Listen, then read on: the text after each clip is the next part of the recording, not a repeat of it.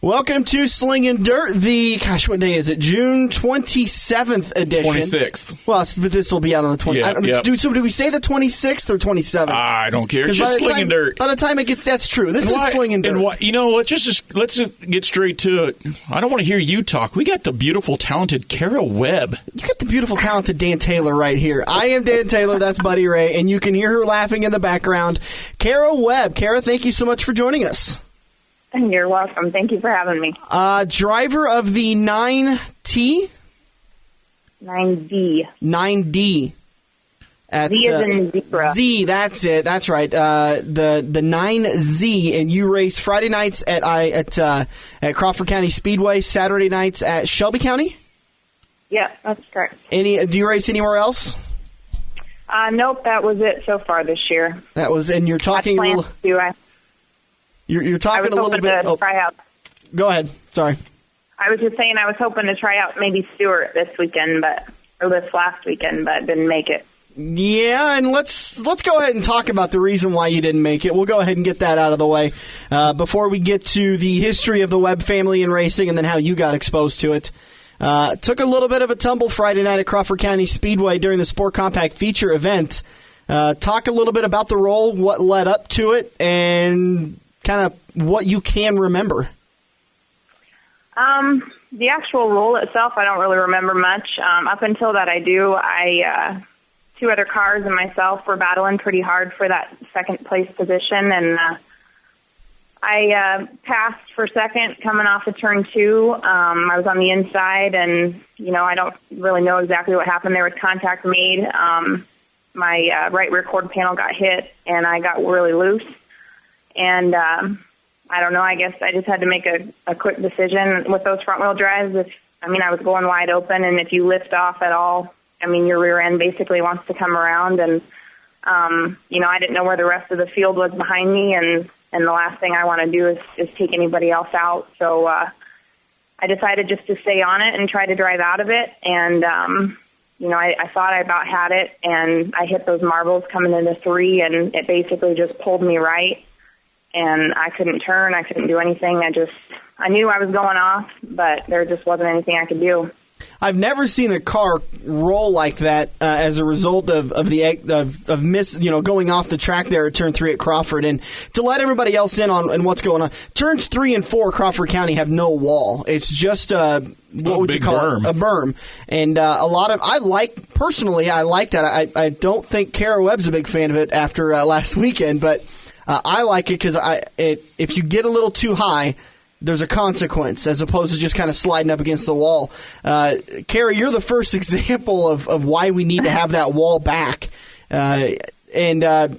If you want to watch the replay of the video while we're talking to Kara about the rollover, you can go to Crawford County's Facebook page, and they've got a post from June 22nd that has the Sport Compact feature event, and you can see it plain as day, the rollover and the incident that caused it.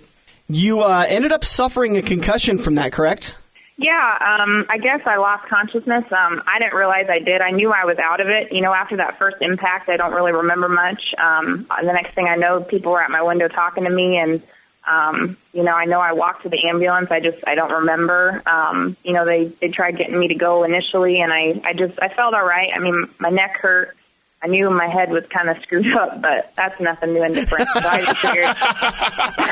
just kind of figured I could walk it off, but I went back to my trailer, and I guess I wasn't really comprehending what people were saying, and the more time that passed, the more pain I felt, and I had a lot of pain in the base of my head and my neck, so they just decided to go ahead and take me. So, yeah, concussion, and I'm pretty colorful these days.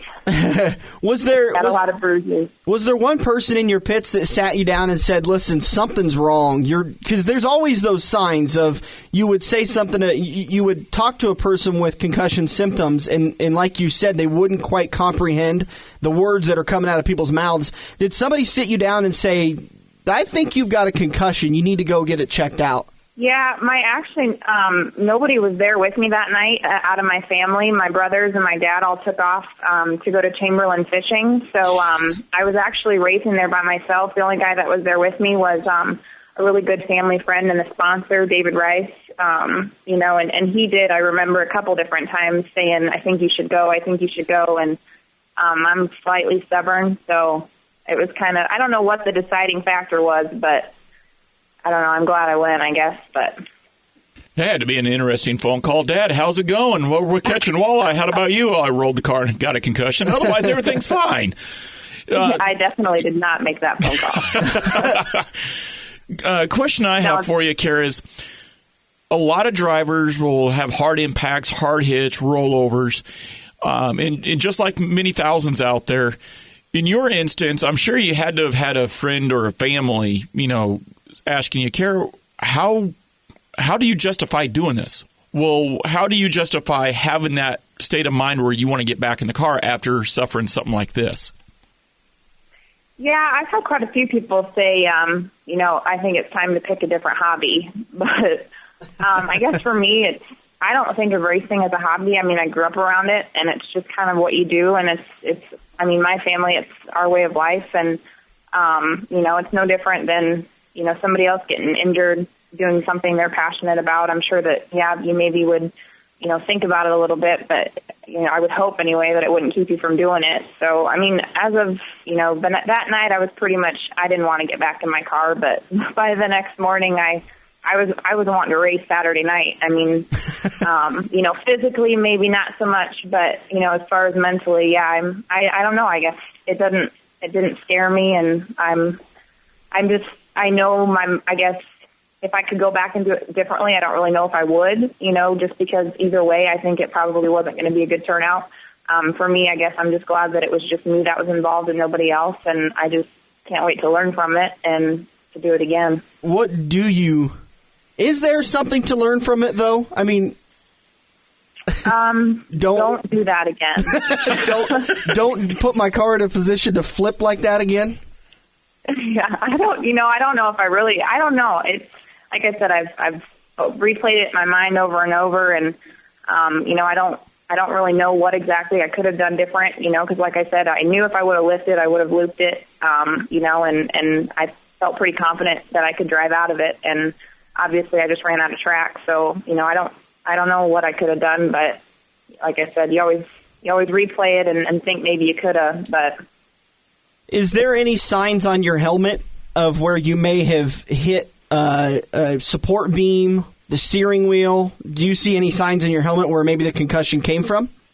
Yeah, my helmet's pretty chewed up. It's not cracked or anything, but there's a pretty deep kind of crevice in the back, and it's scratched up pretty bad in the back. So I think the majority of it bounced off my seat.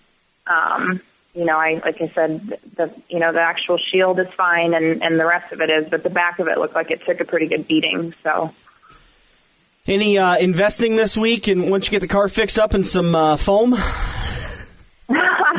thought I had enough in there. I think we've learned in racing that if you think you have enough, you'll always find that one area where you didn't think you needed to cover it. I definitely. It could be clear outside of the car. Yeah. No, I definitely appreciate the chassis, the roll cage that I had in there, because what chassis builder was that? Well. The cage was actually built by Red Rocket Race Cars out of Hastings, Nebraska. Scott Spellmeyer out of Nebraska he was actually out of Kansas, but that's who I bought the car from, and he kept preaching it's the safest car I've ever seen, and I kind of believe him now. Now that you've put it through its tests. There's not a bend in it. Wow. So. Now you've put it thoroughly through some tests, right? Well, I guess if you got to do something, you just better do it right. Exactly. So I needed to try it out, and we've accomplished that, so never again. So as you look forward now to racing with your Sport Compact, what is the next step? I mean, obviously you want to get back in the car, but do you want to stay in the Sport Compact for the rest of this year, maybe this year and next year? What's the future hold for Kara Webb? I'm just kind of taking it, as it comes. I honestly, up until, October of last year, I didn't even know I was going to be racing this year. I've always wanted to. My brothers always have, and I've always helped. And, it's just something I've always wanted to do. I've just never had the means to. And then I had a couple of people that kind of brought it up and believed enough in me to help me get my first car. And, I guess, this year was just going to be, let's get some seat time, get some track experience and kind of grow. And I really I was feeling I was doing that. Every week I just set goals and tried to improve as a driver and, tried to get faster and work on, my maneuvering and, just trying to get better. And, this definitely didn't stop me by any means. I want to get back, in my car if it's fixable, but, and if I feel confident by the end of the year, then, maybe try it again next year as far as in the same class. My ultimate goal, I would really like to be in a sport mod, but, I guess just at the end of the year, decide whether I'm ready for that or not. And if I have the means for it, obviously, but. So what would you say if there was an offer thrown at you? If there was an offer, depending on what the offer was, I would probably take it. So, because if I remember right, if I seen on Kara Webb's Facebook, there was an offer to hot lap, maybe race a sport mod. Yeah, I did have an offer to hot lap it, and I honestly would love to. I'm just thinking that once I do that, it'll be all over, and I'll never want to get back to the sport compact again. So I'm trying to hit the brakes a little bit and know that, it'll come when it comes, when the time's right. And if it happens, great. And if it doesn't, then, I'll just wait for my opportunity. But Dan, that's a sign of maturity in a driver right there. Just what she said, sometimes you got to hit the brakes and you have to know when the time is right. So many of us want to get into the modifieds or the late models or sprint cars or, even nationwide or whatever. But you have to know the time is right. And as a veteran driver, I respect that about Kara because I believe she can wheel a sport mod. There's no question about it. But just hearing that maturity in her voice and knowing her intestinal fortitude, that's awesome. And, Carrie, you do seem to be on the verge of that win. You finally got yourself a heat win. I believe it was Friday night before the accident, correct? Yeah, it was definitely a night of highs and lows. I had a couple second-place finishes in my heats, and, and my best finish in features was fourth, and I just felt like I was moving up, and I still hadn't got that win yet, and went into Friday night, and I was able to win my heat and had some pretty good drivers in my heat, so I was pretty proud of myself. So I had really good feelings going into the feature, and with my starting spot, I started in second, and that's what I was running when I rolled. So that leader was quite a ways out, but I guess even second would have been my best finish so far. So I was chasing it, but just didn't quite get her yet. So. And we've been paying attention to you up in the announcer's booth. You're steadily getting better. Just you're doing what you need to do. You're getting better. You're finishing top fives now. You're starting to get yourself some heat wins. So I'm really glad to hear that you're not going to quit after this unfortunate accident, and that you're going to. At least the plan is to stick with it as soon as the car is willing and able. Yep, it'll take a lot more than that to get me out of racing. Good. What's the rest of the year look like? Do you have, since you are kind of planning on getting back in the Sport Compact, do you have any plans to go race any specials, any kind of fun trips you have planned out? Not, I was shooting around maybe just depending on how the year went. Super Nationals in Boone is I go every year. It's just always, obviously, it's just the big deal of racing. I mean, my brother, he raced a stock car there a few years back, and it was just, I don't know, I have a lot of respect for the drivers that go there, and it's a lot of pressure, and it's just an intense week, and they run the Super Sport Compacts there now, and I was kind of thinking just depending on how the year went to try it out, and just try my luck there, but like I said, I don't know if I'll get that done now or not, but the guy that I bought my car from has been wanting me to go over to Thunder Hill and race over in Beatrice, and they have an Oktoberfest over there that I was thinking about maybe trying out. But like I said, it just kind of depends on my car and where I'm sitting now. But well, it was a scary accident last Friday, and we are certainly glad that you're doing a lot better. Wrapping up here, why don't you go ahead and give a couple of your sponsors a plug, and we'll wrap it up. Sure.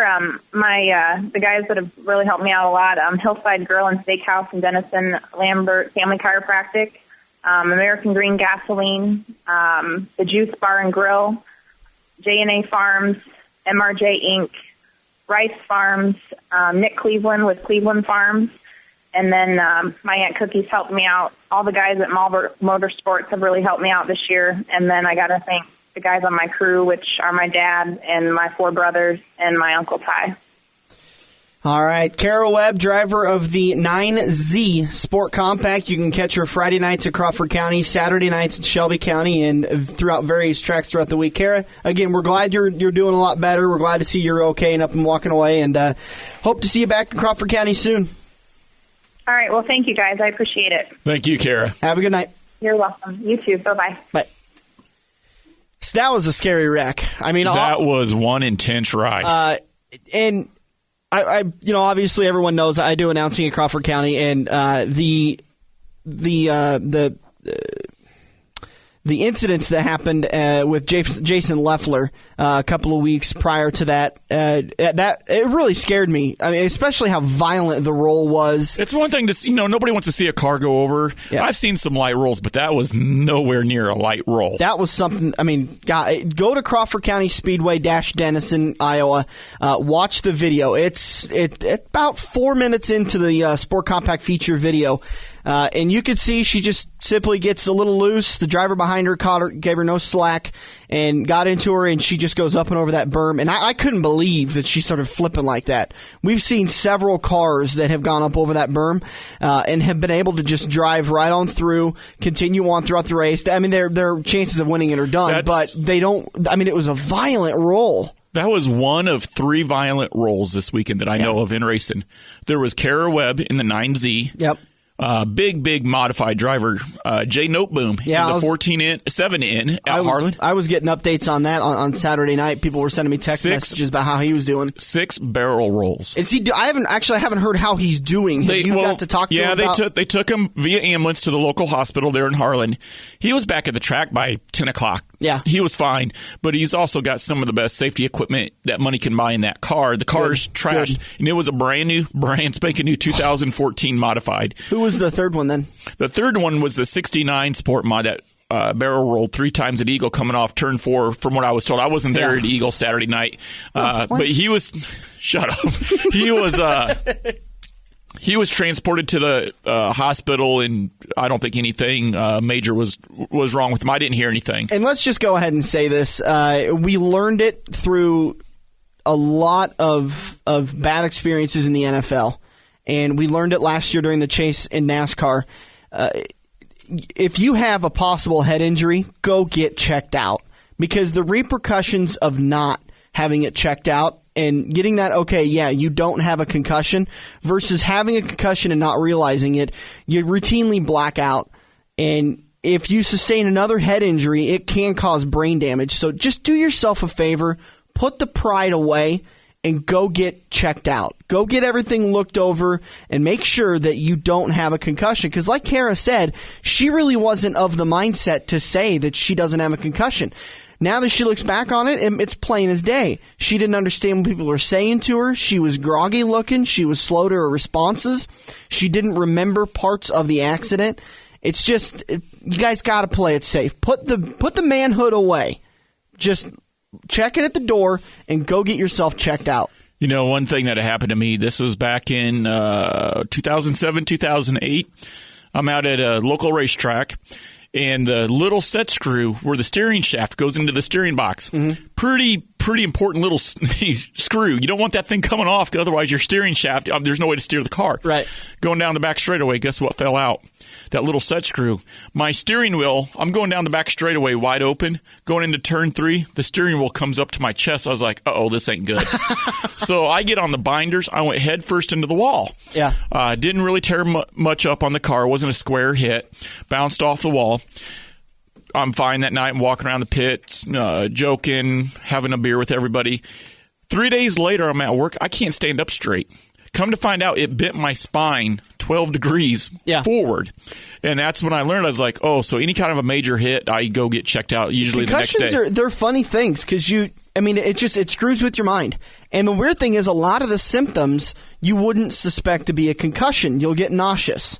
You'll get groggy. You get dizzy a little bit, and you just don't quite sit there and think to myself, oh, well, obviously I've got a concussion. because you just automatically assume. And we learned it from, hell, Dale Jr. Listen, I don't know if people understand how much of a step that was to walk away from a car for 2 races and say, I'm going to back off and I'm going to just let things heal themselves. And there's no set timetable. A broken arm, 6 weeks. Pulled hamstring, couple of weeks. A concussion, what's that? Sidney Crosby, the hockey player, sat out for almost an entire season until he finally felt secure enough to get hit again, and it's an incredibly scary thing. So, I guess just preaching to the choir a little bit, guys. Just go get checked out. That's the reason why NASCAR makes. If you're in an accident and you can't drive away, you get in that ambulance and you get a full checkout. One other thing. Check your safety equipment. Check your helmets. Make sure you got plenty of padding. If you can afford to get a Hans device, you can't be too vigilant on your safety. I would even ask you, if you can't afford it, borrow the money. Something. I would rather owe somebody $700 than be paralyzed or dead, to put it frank. Let's talk about point standings and race results. Do you want to do Shelby County or Crawford County first? Let's do Shelby County first. All right. I'm going to practice while you do Sport Compacts. All right. Top 5 with honorable mentions. Top 5, taking home 5th place, starting 7th, Jordan Android out of the Dunlap, Iowa area. 4th place, Sean Cooney. That's the son of late model driver Todd Cooney, I believe. Yeah. 3rd place, Josh Davis. 2nd place, Bronson Griffin, and here's a familiar name in the winner's circle, Jamie Malberg out of Erling, Iowa. No kidding. Yeah. Honorable mention. Looks like I would have to give it to Terry Golsar and Scott Brown, 12th to 8th and 10th to 7th, respectively, out of Charter Oak and Council Bluffs, Iowa. Let's go hobby stock feature event, top 5. This is good because I know all these guys, so I'm fine here. I'm probably still going to say one wrong, though. Started 8th and got himself a top 5 finish. Corey Madden out of Avoca. Fuzzy Jason Fusselman started 4th, finished 4th. Chuck Madden Jr. finished 3rd. Dusty Van Horn got himself a 2nd place finish. And how about that? Another win under the belt for the 27 car, Jason Cole out of Missouri Valley. He kind of seems to be one of those guys that, now that he's got that win under his belt, he's running a lot better. Like, it's that confidence thing has built back up. And he's rolled that car. Yeah. That car's bent and twisted, and he makes it go. I mean, it is so cool to watch him run. And we're going to try to get an interview with him. We've been trying for a couple of weeks. It's just tough to get our schedules together to do the interview, but we're going to try to interview him on Slingin Dirt coming up in a couple of weeks. What about the Northern Sport Mods, bud? And the Northern Sport Mods. Taking home 5th place, Jared Hansen out of Audubon, Iowa. Dennis Cook in that Cooker chassis. He's got that win out at I-80 here a few weeks back. Started 9th, finished 4th. Cody Olson, the 777, look at that, 10th place to 3rd. Tyler Gross started 3rd, finished 2nd, and Dylan Peterson started 2nd, finished 1st. Honorable mention, boy, look at that 8th place. Started Alan Hopp in the 80H from Harlan, Iowa. Started 19th, finished 8th. That's a mover and shaker. Yeah, no, and then look at that Anthony Anastasio in the in the 1T. Finished 10th, started 17th. He used to run weekly up there at Harlan here a few years back. Glad to see him back in the seat. For your stock car feature event, finishing 5th, Alan Schmidt out of Holstein, Iowa. Coming home in 4th, Dale Woodward out of Elkhorn, Nebraska. Jeff Anderson came home in 3rd. Keith Knopp was the biggest mover of the night. Started 10th, came up 8 positions to finish runner-up. And then Bill Osbar out of Avoca got himself the victory for the night out of the, the 86 car, 88 car? The 88 car. So that's your stock car feature at Shelby County. In your late models, boy, their late model car count just... Now, I'm glad you actually brought that up because we're finally going to get a conversation going about this. And again, we're trying to get it on for next week. We had something for last week, but again, people are busy, life happens, and we weren't able to get our guest to come on and talk about this. One question we've been getting on the Facebook page, where are the late models? Hopefully next week, maybe the following week, we're going to have a conversation about that with a couple of people about where are the late models. I think we got somebody lined up that'll be able to help us out with that. In the late models, 11 started. I tell you what, I'm just going to go straight through the 11. Gary Hopp in the 80 car finished 11th. Dylan Buck, the BOOK, started 4th, finished 10th. Jeff Sigabart started 3rd, finished 9th. Don Beckstrom, that's a nice guy. Yeah. Started 1st, finished 8th. Amanda Lovejoy, probably my most honorable mention, 11th to 7th. That a girl. Kyle Sigabart in the 5K started 5th, finished 6th. Barry Sorensen, there's a name that's familiar to a lot of people, started 10th, finished 5th. Dave Livingston started 9th, finished 4th. And Al Zeitner, you may recognize that Zeitner name, started 6th, finished 3rd. Randy Foote out of Stanton, Iowa, started 2nd, finished 2nd. And Todd Cooney in that Casey's General Lee Store late model started 7th, finished 1st. He passed more cars than anybody in that feature race. Not a surprise to see Todd Cooney passing the most cars and taking home the victory. Hey, where's Vic Lovejoy been? I haven't seen him has he been at Denison lately? Not in the last... we raced last weekend, the 21st, and then we had a rain out on the 14th. I don't recall him being there on the 7th. I'll have to look back at my notes. I think he's been there once or twice, but I don't think he's been there weekly. He's in the point standings, but I could look up the point standings and see how many races he's raced. He's raced 2 races, so I don't know where he's been. And he's a pretty good favorite up there. Yeah, he's probably raced 2 races. So anyways, I'll have to try to track him down and figure out what's going on with Vic Lovejoy. For your modifieds in the feature event, Clint Homan out of Bellevue, Nebraska in the 27 car finished 5th. Brad Berggren out of Stanton, Iowa finished 4th. Bub Lorette, Council Bluffs in the 3L car came from 8th to 3rd. Jacob Murray from Hartford, Iowa came from 10th to finish 2nd. And shocker. Do you want to say his name so that way... Crazy. Jesse Sabine, 12th to 1st. Got himself the win. But the biggest mover and shaker of the night, if my math is correct, and it's probably not, Jeff Stevens out of Arion, Iowa, came from 21st to finish 7th. So a good move there. 14 places there. Yeah, I think, honestly, there's some really good names here. I mean, I'm looking down through the list, and this could be an all-star race out of mini tracks. You got Sabine, you got Jacob Murray. Bub Lorette is never an easy guy to handle with. Danny McKeegan, he's been in race. Danny McKeegan, interesting fact about him, he was Harris Racing's very first modified customer. When they started business. They've been in business for 20-some years. Dangerous Dale Ransom's in there. Dangerous Dale. Jay Notaboom obviously had a rough finish because of his wreck, but Ricky the Racer Steffen in the 25. Yep. I believe a couple of those guys had DNFs, but that's an all-star cast field right there. Shane DeMay, he was right up there, top 10. Rob Tippery, great. Rob Tippery coming from 18th to 9th. That a boy, Rob. That's pretty cool to see that. So a good racing at Shelby County Speedway. And we're going to try to get Joe Proctor on again one of these weeks and kind of get an update on the season as we're actually able to get a couple of races in. Yeah, no rainouts lately. And tracks are able to do some running. We're going to have some of the announcers come on and just kind of give you a little bit more detail about how a season's going for a racetrack. Let's move over to Crawford County Speedway. Do you want to do Sport Compacts or do you want me to do it? I don't have a printout. Only you do. That's a good point. How about I give you the hobby stocks? Okay. And I'll do Sport Compacts. Coming in 5th, Jeremy Schmidt out of Danbury, Iowa. Josh Davis got himself another top 5 finish. Finished 4th. Tyler Thompson in 3rd. Deb Brosh, birthday girl. She turned, I believe, 32 the next day. So Deb I thought Brosh, she was 25. She looks good for her age. Either way, in the 22 T machine, she's just going to kill me on Friday when she hears this. Came home in 2nd place, and there's a Malberg. In the 24 car, Jamie Malberg comes home with the victory. I believe that's back-to-back wins for Jamie Malberg. And, it's the second win on the season and back-to-back wins. He won on June 7th, so. I'll do the hobby stocks right here. Hobby stocks taking home 5th place. Jeff Fink out of Denison, Iowa in the 01F car. Galen Freeze taking home 4th. Chuck Madden, there's a pretty well-known name in the 2X, taking home 3rd.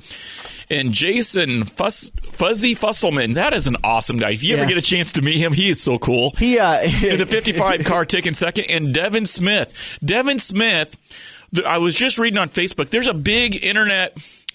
debate, a friendly debate, but there's a big internet debate. Who is the better driver in the hobby stocks? Is it Devin Smith or is it Shannon Anderson, the 4 or 5-time national champion? Yeah. And a lot of people are wanting to see these guys race at each other, but because of the way that the IMCA national point scoring goes, you can't miss a night. Because if you win a track championship, you get bonus points, I believe up to 20 bonus points based on car count. So if you miss one night, you can lose your track championship, your bonus points, and everything.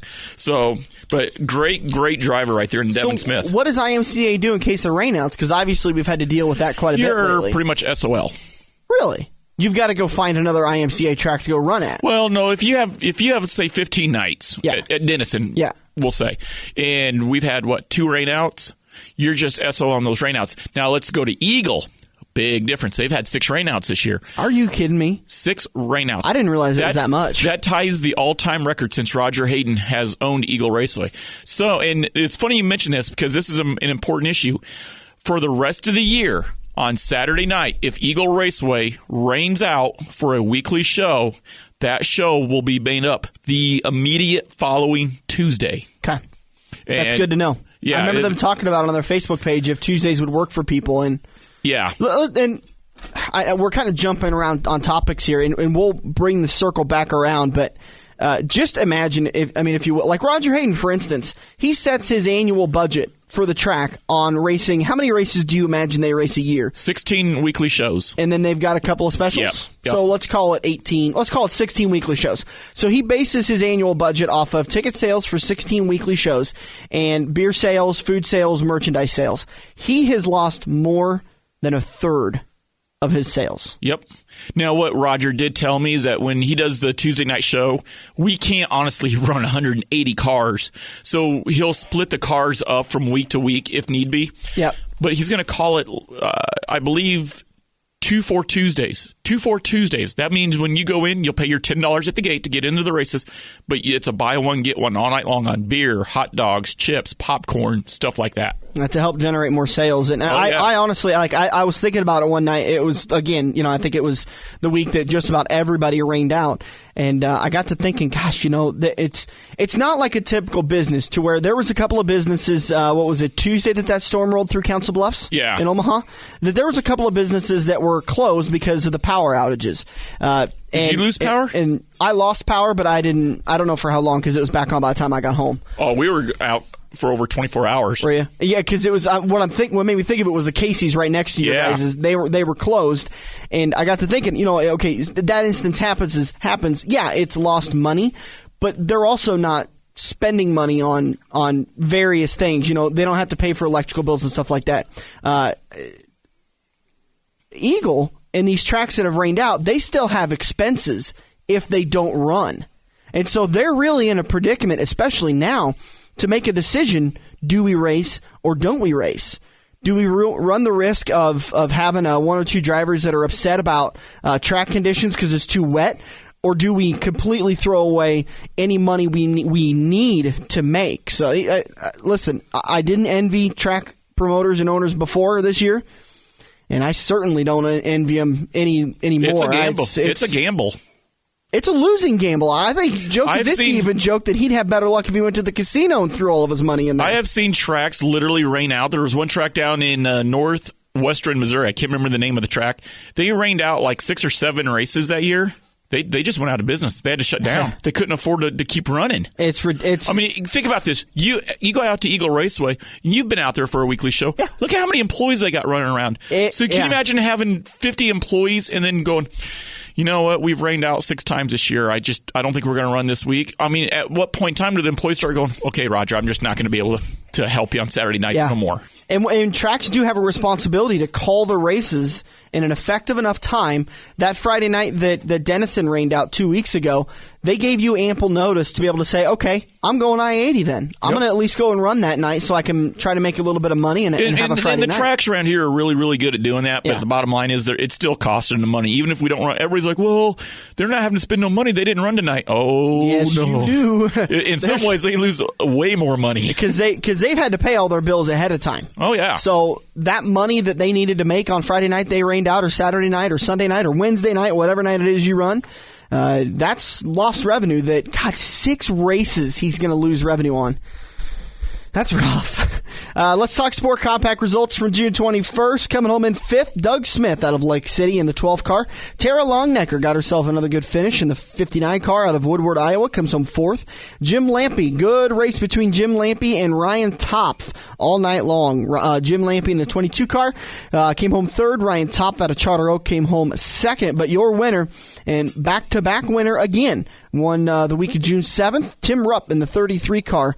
Moving and shaking, Tim Rupp came up 2 positions in the point standings to be right behind Doug Smith. That Sport Compact points race is insane. I mean, it's top 5. It's going to be hard to break into that top 5. And it's going to be easy to fall out. As soon as you have a bad night, you are out of the points running. What about stock cars, bud? Stock cars, David Smith from Lake City, Iowa, taking home 5th place. Jason Minahan out of Churton, Pennsylvania. Well, no, I joked about that on Friday night, too. It's Iowa, but it's typed in there wrong. I thought, man, that's a long ways to run. Did you hear that pause when I went to go announce it? I was like, Churton, Pennsylvania. Oh, Churton, Iowa. Churton, yeah. Churton, Iowa. Donovan Smith in the 35 taking home 3rd place in Lake City, Iowa.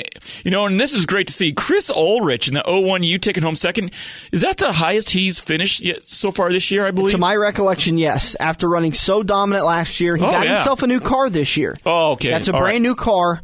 Replaced his old one at the end of last season, and I think he ran it once. Maybe once last year, but yeah, that's a brand new car, and so I think he's great still to see him up there, 2nd place. Yep. And then former multinational champion Mike Nichols in that 63 out of Harlan, Iowa. Mike Nichols, boy, he's a tough customer week in and week out. And he was ecstatic to be in victory lane. That was a brand new car that they built just for to start racing that week at Crawford County, and then puts it in victory lane the first week out. So good job for Mike. Your late model results, only 8 cars in the late models for June 21st. Again, continued theme, late model counts down around the country. Let's see. Finishing 5th, Don Beckstrom. Kyle Siegebart came home 4th. Mel Zeitner came home 3rd. Al Zeitner came home 2nd. And Jay Stewart gets himself a win out of Blair, Nebraska in the 10 car. And that's your late model results on the modifieds. In the modifieds, Ricky the Racer Stephan out of South Sioux City, Nebraska in the 25 taking home 5th place. Bob Moore, the 48 car, taking home 4th. Mr. Excitement, Chris Abelson in the 1X taking home 3rd. Dustin Smith out of Lake City, Iowa in the 85 car taking home 2nd. I mean, I tell you what, he's been getting faster the last few times I've seen him. And do you want to guess who the feature winner was? Go ahead and say it. Crazy, Jesse Sabe in that 99 car out of Glenwood, Iowa. He made one heck of a move on a restart that I wouldn't have done at 5 miles an hour. He did it full bore across the backstretch, and I was about as speechless as an announcer. Was it coming off turn 2? Yeah. Yeah, he split the difference and just shot right between them. I mean, he was just basically said, you know what, you guys go ahead and fight for that position. I'm going to go ahead of you guys. You guys settle it. And it was a hell of a move. Have you noticed in your little chicken coop upstairs where you're announcing the racers, or the racing, have you noticed that sometimes his car reacts a lot different than everybody else's car? Yes. I have sat there on the trailer, and it is so cool to watch because on my trailer, I have a different view than you do from way up there. So when I see him come off turn 4, it's almost like the front of his car wants to pop a wheelie.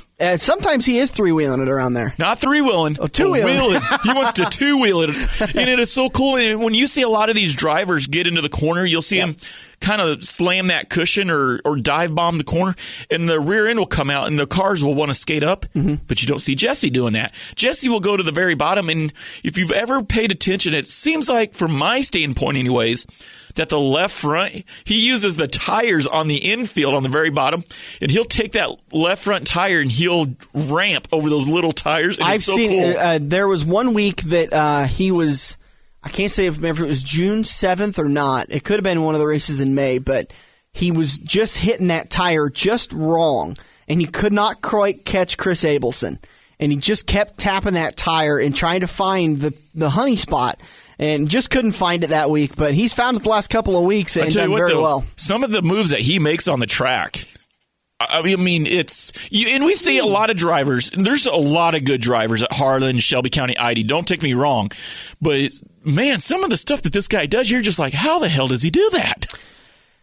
Yeah, it's fun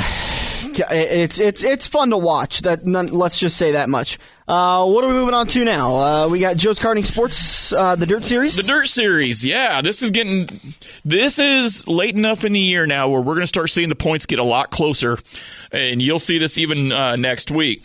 So, and I'm just going to read off the top 10. 10th place right now, Steve Reitz with 400 points. 9th place, Clint Llewellyn out of Stewart, Iowa with 417.856. Number 8, Cade Richards. I believe he's 10 years old now. 458 points. Ramsey Meyer out of Stewart, Nebraska, 468 points. Cody Thompson, 476.143 points. Howard Kozel from Mini E Raceway, 482 points in 5th place. Jordan Evans taking home 4th place right now, 484 points. 3rd place, Tyler Thompson with 488.858. Gary Sadoff out of Eagle, Nebraska in the Sport Mods, sitting 2nd place right now in points with 508.5 points.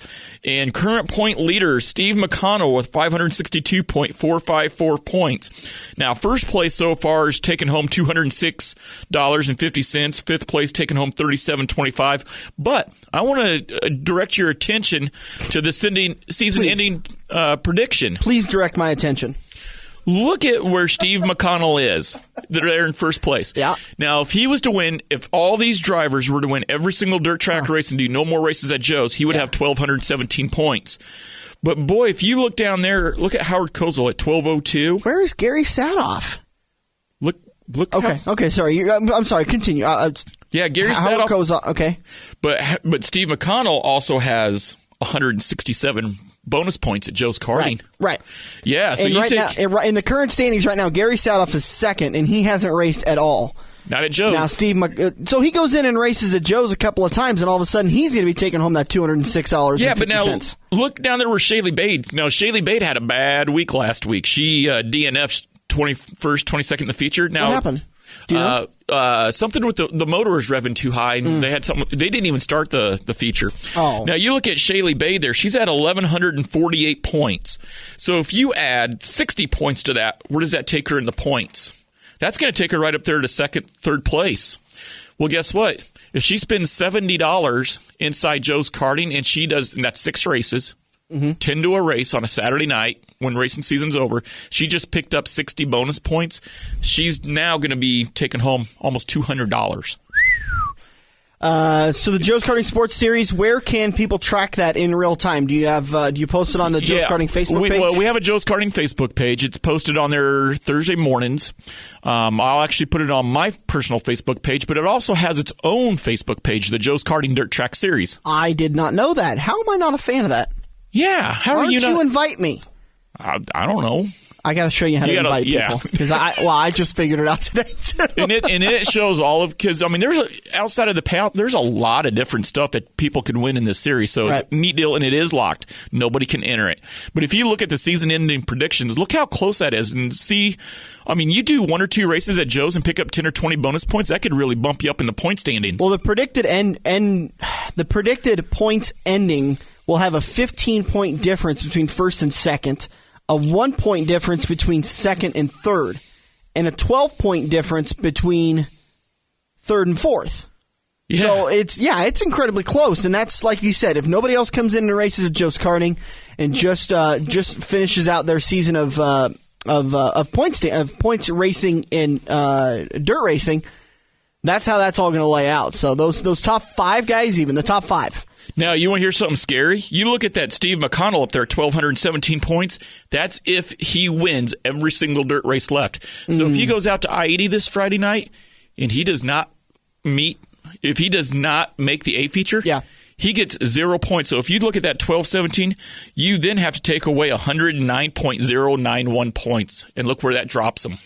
This is the time of the year where it's incredibly important that you run strong and run hard in your A features. Yeah.